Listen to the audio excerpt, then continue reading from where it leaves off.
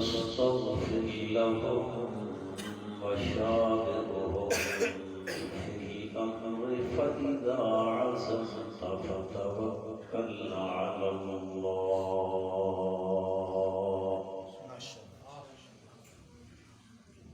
إن الله يحب المتوكلين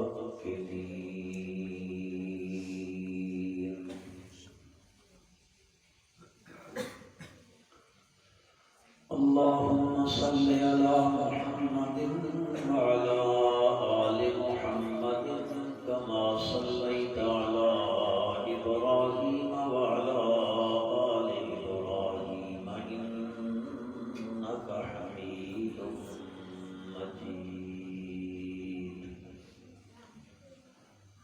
اللهم بارك على محمد وعلى آل محمد كما باركت على إبراهيم وعلى آل إبراهيم إنك حميد مجيد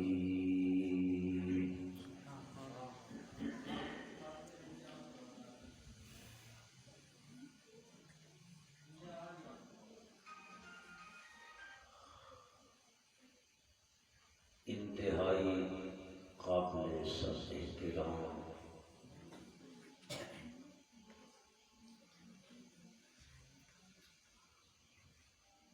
معزز علماء کرام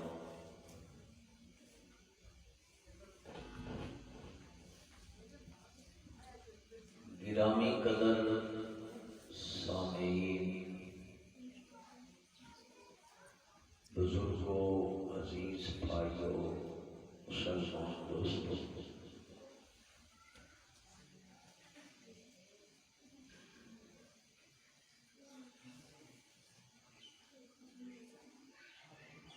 ربیع الاول کے مہینے میں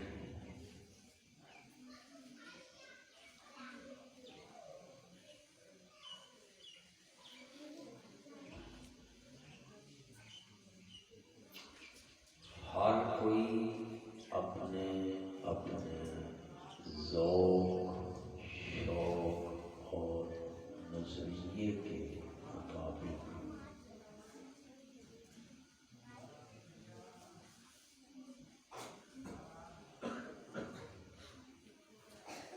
نبی کائنات صلی اللہ علیہ وسلم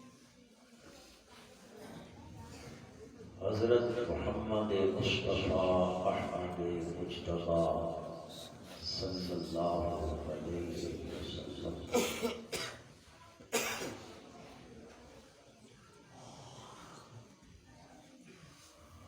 خراج عقیدت خراج تحسین پیش کرتا ہے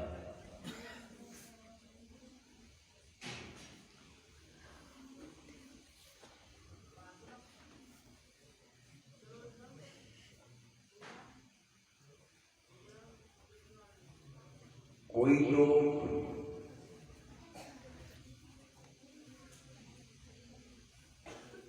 اپنے گھروں پر کمکمیں لگا کر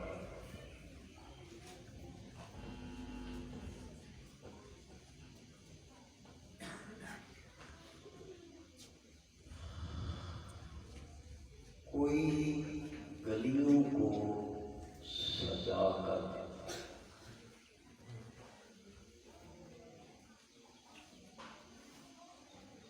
کوئی چوکوں میں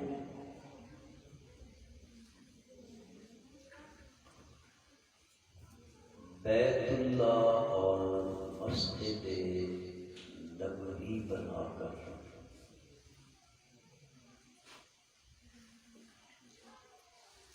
اور کچھ خوش قسمت وہ ہوتے ہیں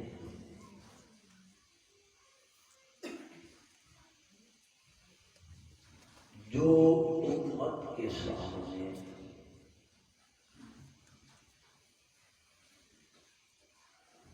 قرآن اور سنت سے اپنے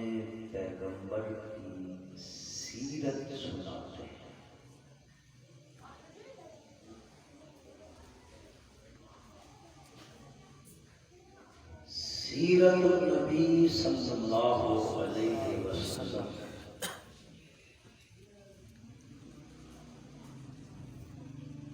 ایک بڑا وسیع عنوان ہے۔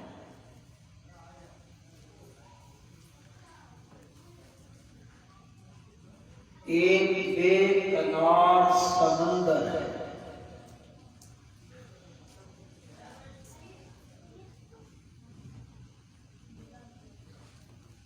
اس سمندر میں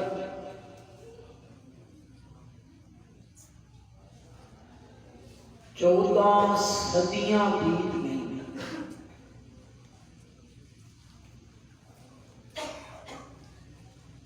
ہر ایک نے اپنے ذوق کے مطابق اس سمندر میں غوطے لگائے اور وہاں سے موتی بلکہ انمول موتی انسانیت کے سامنے رکھے۔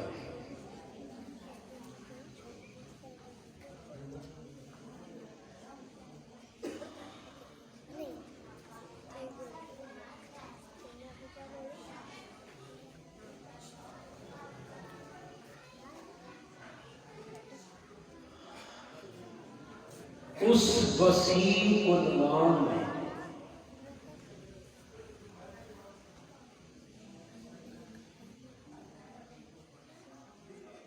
ایک عنوان ہے اخلاق نبوی۔ پڑھو صلی اللہ علیہ وسلم۔ تسی ساری زندگی جلوس بیٹھے کدے مسیح وچ بھی بیٹھے۔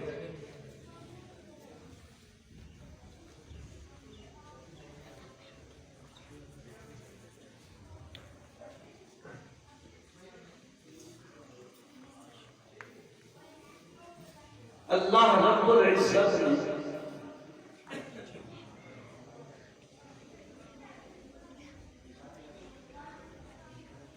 نبی اکرم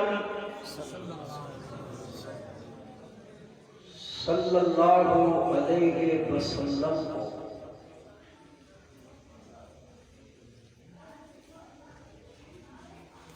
جس طرح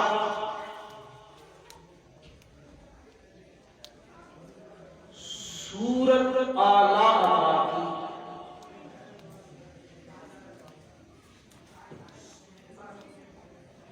مقام اعلیٰ عطا کیا،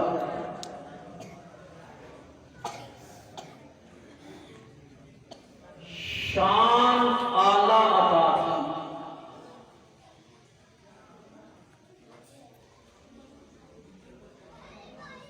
عظمت، رفعت، درجت، بلندی، مرتبہ اعلیٰ عطا کیا۔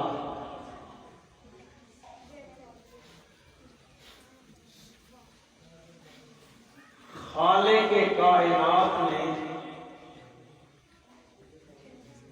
اس عظیم ہستی کو اخلاق بھی سب سے اعلیٰ عطا کیا۔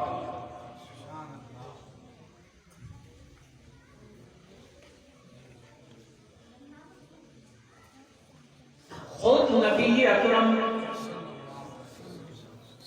پڑھ لو یار، مہمان تو نہ آئے، صلی اللہ علیہ وسلم نے ارشاد فرمایا،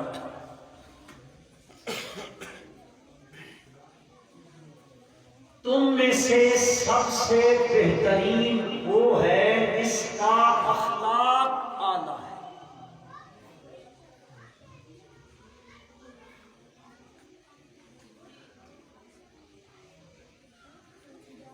اور نبی اکرم صلی اللہ علیہ وسلم کی زوجہ محترمہ ام المؤمنین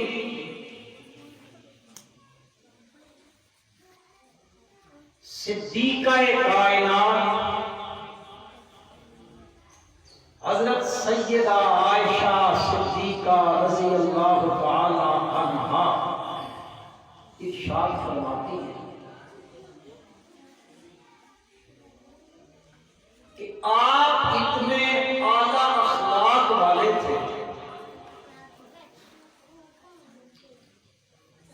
لم یکن النبی صلی اللہ علیہ وسلم فاحشا ولا متفحشا،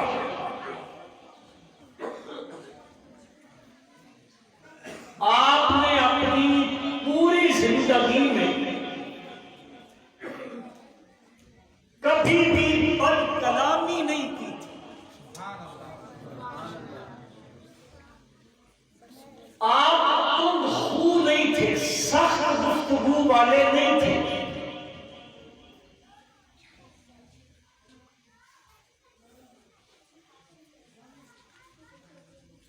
اور فرمایا آپ بازاروں میں چیخ چیخ کر کبھی نہیں بولا کرتے تھے، اور اگر کوئی آپ کے ساتھ سخت گفتگو کرتا، سخت روی سے پیش آتا، تو نبی کریم صلی اللہ علیہ وسلم اس کو معاف کر دیا کرتے تھے۔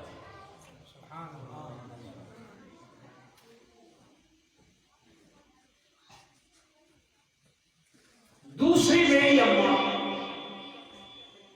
مسلمانوں کی اماں،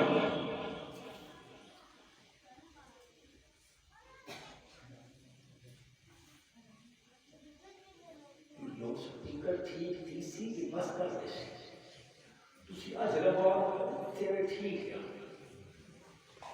اگلے سال ٹھیک کر کے آئے۔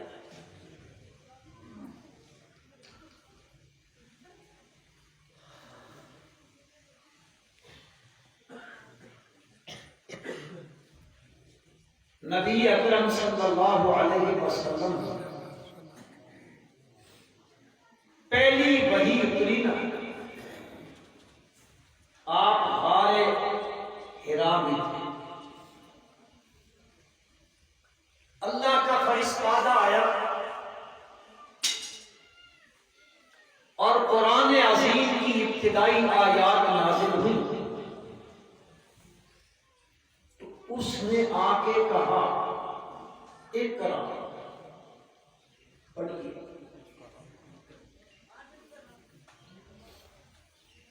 نبی کریم صلی اللہ علیہ وسلم نے فرمایا ما انا بقاری، میں نے دنیا میں کسی استاد سے نہیں پڑھا،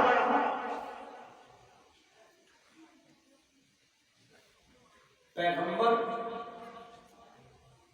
دنیا میں کسی ٹیچر کے شاگرد نہیں ہوتی، یہ نہیں کہہ سکتے آپ لوگ، تو کچھ کہہ سکتے ہو۔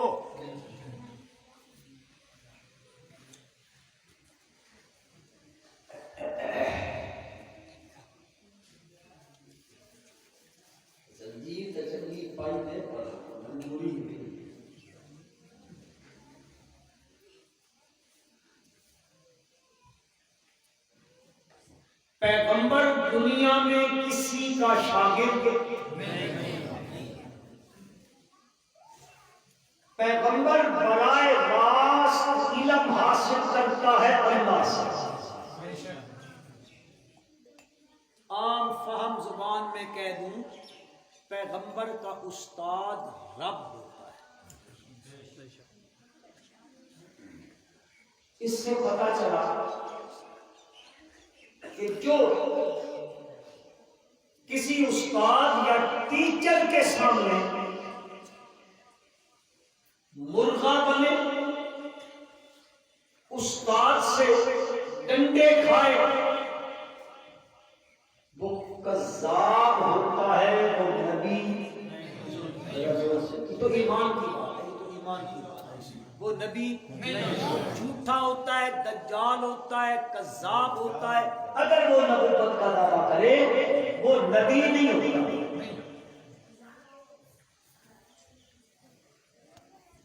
اب پہلی وحی اتری نا، حضرت جبریل امین نے فرمایا اقرا یا محمد، آپ فرماتے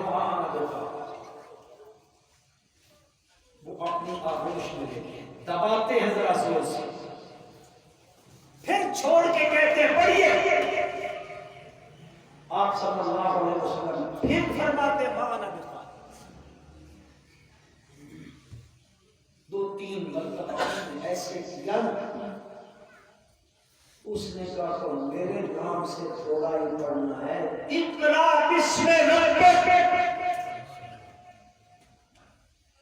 اس رب کے نام کے ساتھ پڑھو جس نے آپ کو پیدا کیا ہے۔ اب غار سے نیچے آ گھر کی طرف، آپ گھر میں آ رہے ہیں اور گھر میں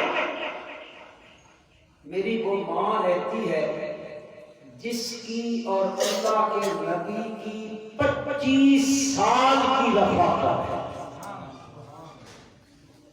پہلی مسلمانوں کی ماں میرے نبی کی زوجہ محترمہ جس کے ساتھ 25 سال کی ایک لمبی رفاقت ہے، اور آپ جانتے ہیں بیوی خامند کے کردار کو باقیوں کی بنسبت بہتر جانتی ہے، اس سے کوئی بات خامند کی چھپی ہوئی نہیں۔ کمال یہ ہے، کمال میرے نبی صلی اللہ علیہ وسلم کا کہ آپ کی زوجہ محترمہ 25 سال کی رفاقت والی بیوی آپ کے بارے میں کیا گواہی دیتی ہے، اس کو ہماری بولی میں کہتے ہیں دھاڑ دی گواہی۔ آپ آئے، آپ نے فرمایا مجھے چادر اڑاؤ، مجھے کمبل اڑاؤ، مجھے اپنی جان کا ڈر لگا ہوا ہے، خوف ہے مجھے اپنی جان۔ اس نے جو دبوچا تھا آگے سے آپ کے اخلاق عظیمہ کا تذکرہ کرتے ہوئے حضرت خدیجہ الکبریٰ رضی اللہ تعالی عنہا فرماتی ہیں کلا واللہ لا یحزیک اللہ ابدا انک لتصل الرحمہ وتحمل الکلا وتکسب المعدود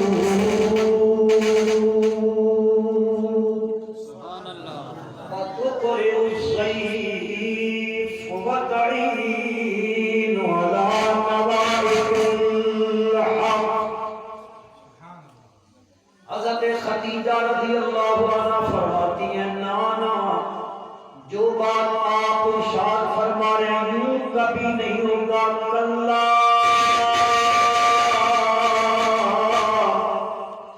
واللہ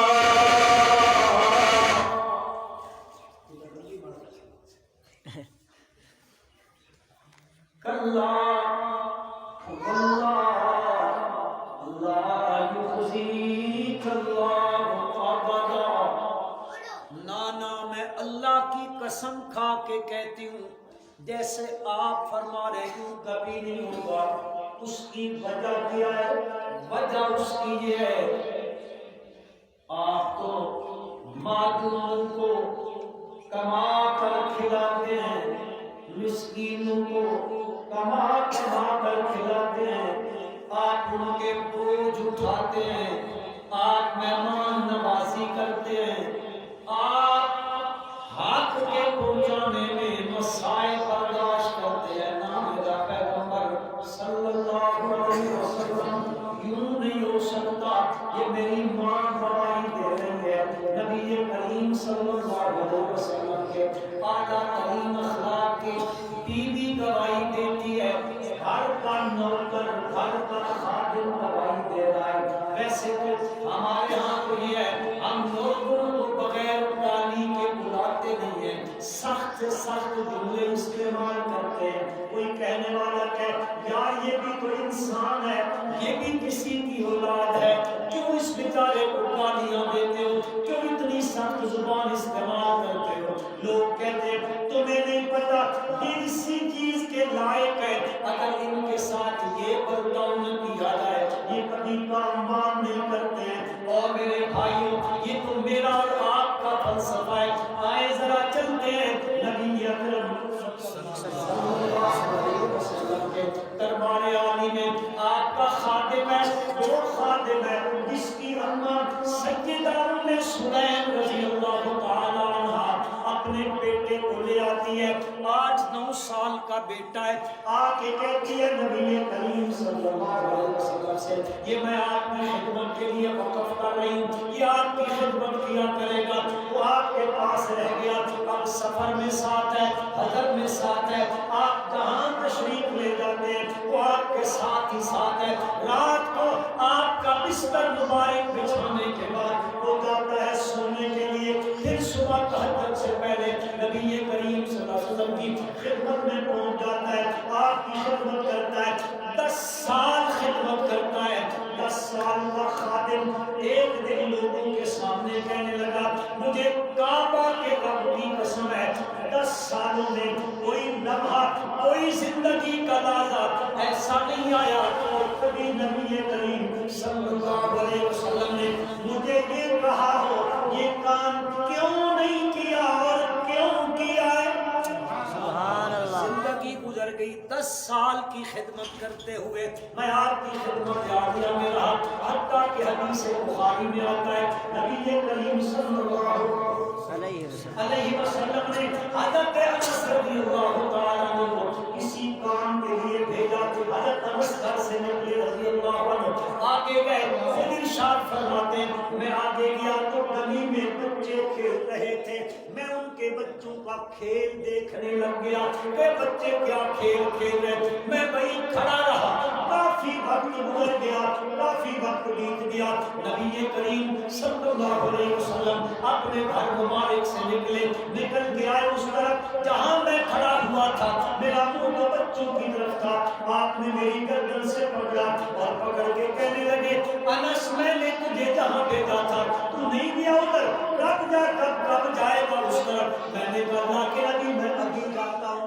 آپ نے مجھے کوئی غصے والے الفاظ نہیں فرمائے. کافی دیر سے میں آیا ہوا تھا, میں بچوں کا کھیل دیکھتا رہا, لیکن آپ نے مجھ سے کوئی سخت جملہ نہیں کہا. بس پوچھا کیا تھا کہ میں ابھی جاتا ہوں. یہ خادم ہے اللہ کے پیغمبر صلی اللہ علیہ وسلم کا.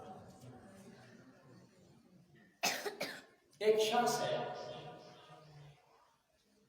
اس کا نام قرآن میں ہے. علماء کو جانتے ہیں, ان کا نام ہے زید. کہو رضی اللہ. حضرت زید جو ہے نا, ان کا علاقہ بڑا دور ہے. ایک مرتبہ ان کی والدہ محترمہ ان کو لے کر ننہال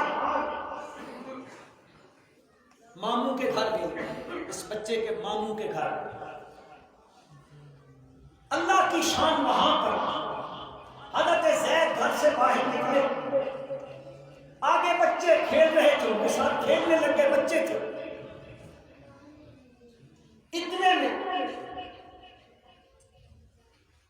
ڈکیتی پڑی.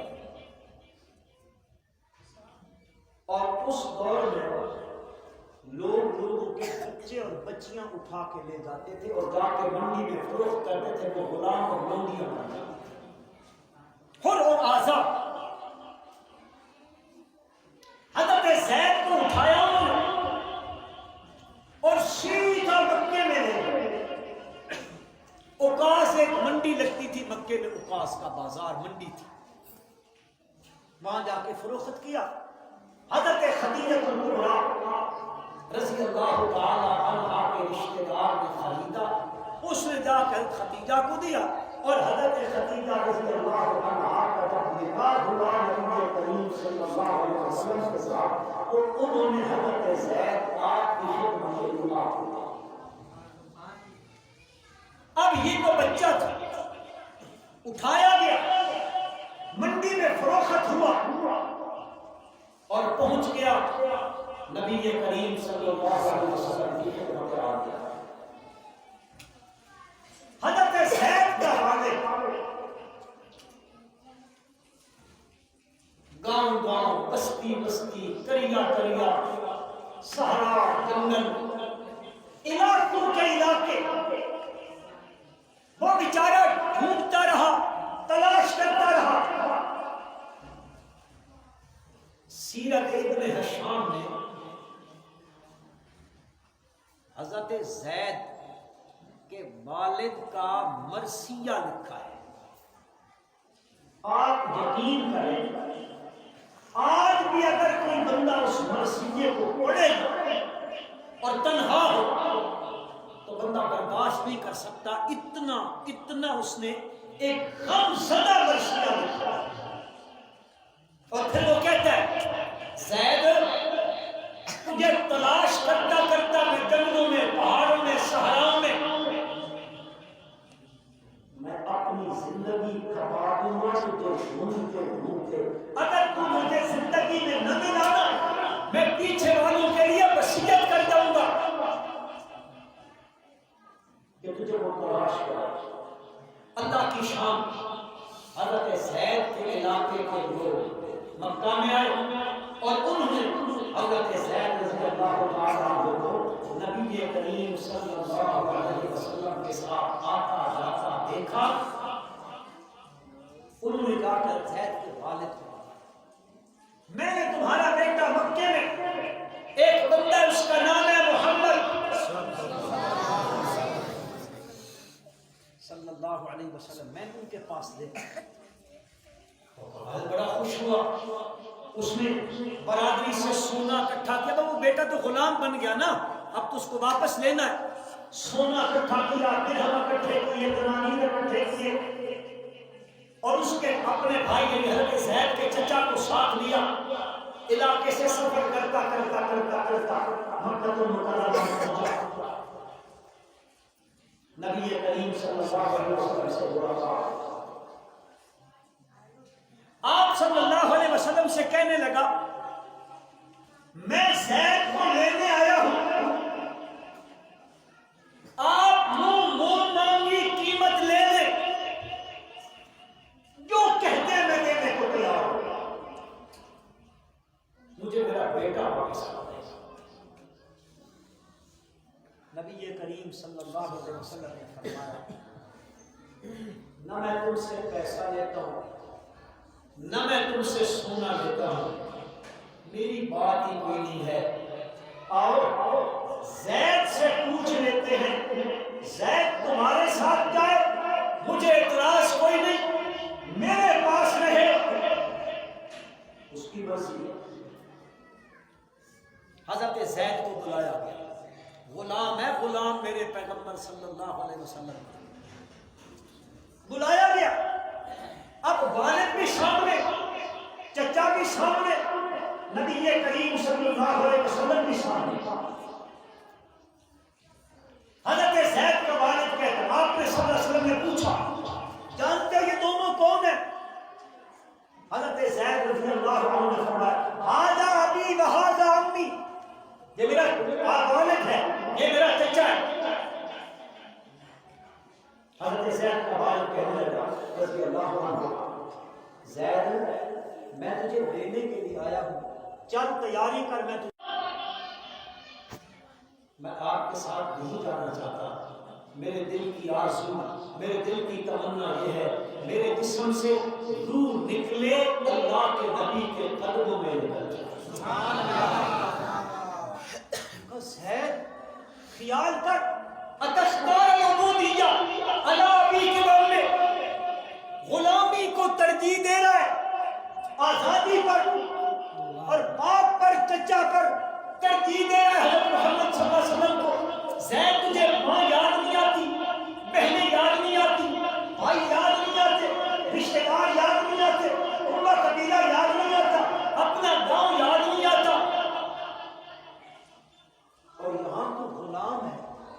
اپنے گاؤں میں جا کر آزاد ہوگا، یہ مجھے اور آپ کو غلامی اور آزادی کی سمجھ نہیں آئے گی، کیونکہ ہم ابھی تک غلام ہیں۔ تو 14 اگست جھنڈیاں لا چھوڑے دیں، اسی آزاد ہیں، غلام ہے غلام۔ ہماری سمجھ نہیں آئے گی غلامی اور آزادی میں کیا فرق ہوتا ہے۔ آزاد قومیں اپنے فیصلے خود کیا کرتی ہیں، آزاد قومیں اپنے فیصلے تساں خود کریں دے تو ایک فیصلہ اپنا۔ بہرحال والد نے کہا یہاں غلامی وہاں آزادی، اور تو غلامی آزادی پر ترجیح دے رہا ہے زید۔ حضرت زید کے پہلے سنوں میں آپ کے اخلاق کی بات کر رہا تھا صلی اللہ علیہ وسلم کی، کتنا عالی اخلاق ہے۔ ایک غلام ہے، غلام زر خرید غلام ہے، والد لینے آیا، بیٹا کہتا ہے میں نہیں جاؤں گا، کیوں؟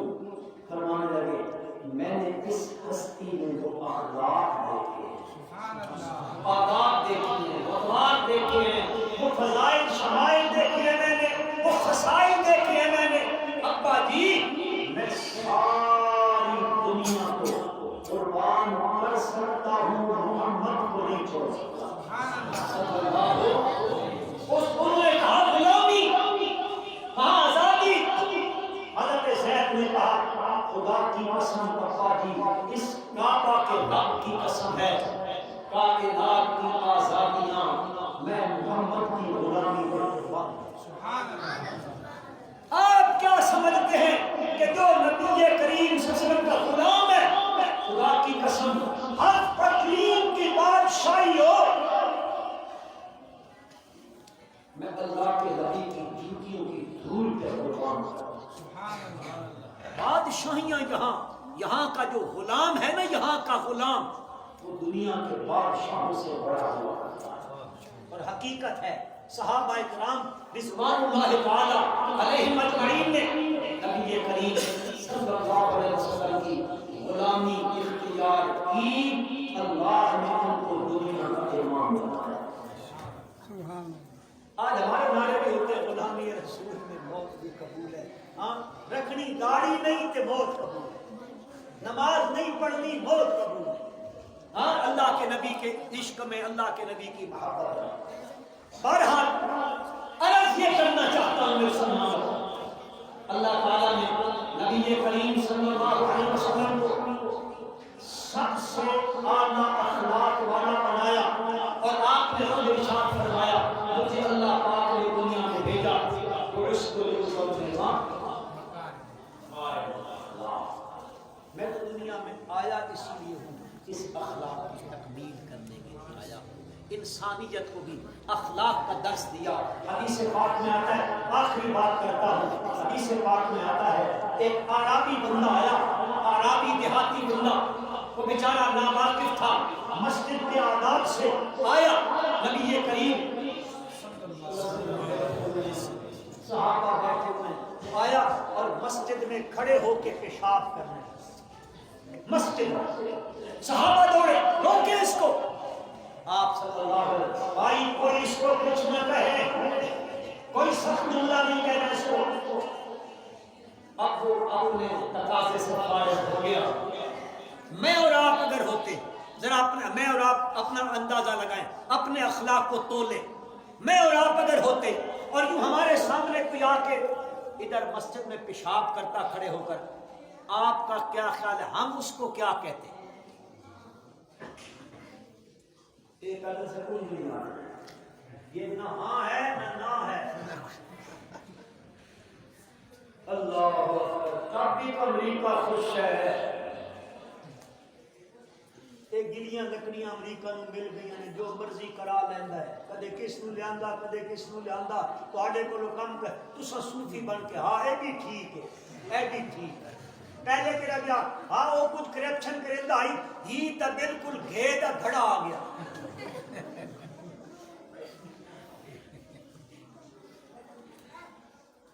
اللہ اکبر۔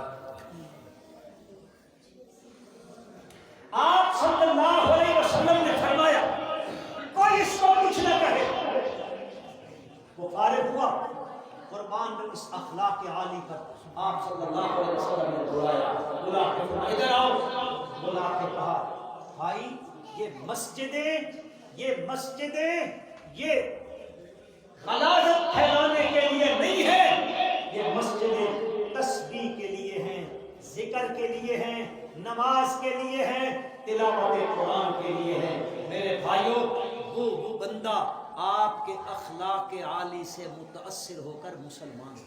سبحان اللہ۔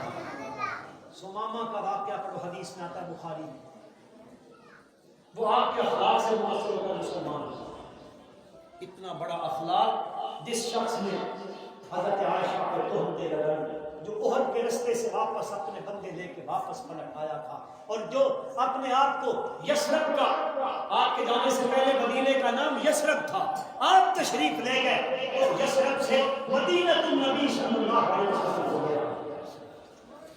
وہ اپنے آپ کو سردار سمجھتا تھا، آپ گئے، اس کی سرداری پہ لات پڑ گئی، اور پھر اس نے جو کچھ ادھم مچایا اس نے دین کے خلاف، بظاہر کلمہ نہیں پڑھتا تھا، نماز بھی باجماعت پڑھا کرتا تھا، لیکن دین کے خلاف میرے نبی کو تکلیفیں دی، حضرت عائشہ پہ الزام لگایا اس ظالم نے، وہ مر گیا، میرے نبی اس کا جنازہ پڑھنے چلے، پڑھایا اس کا جنازہ۔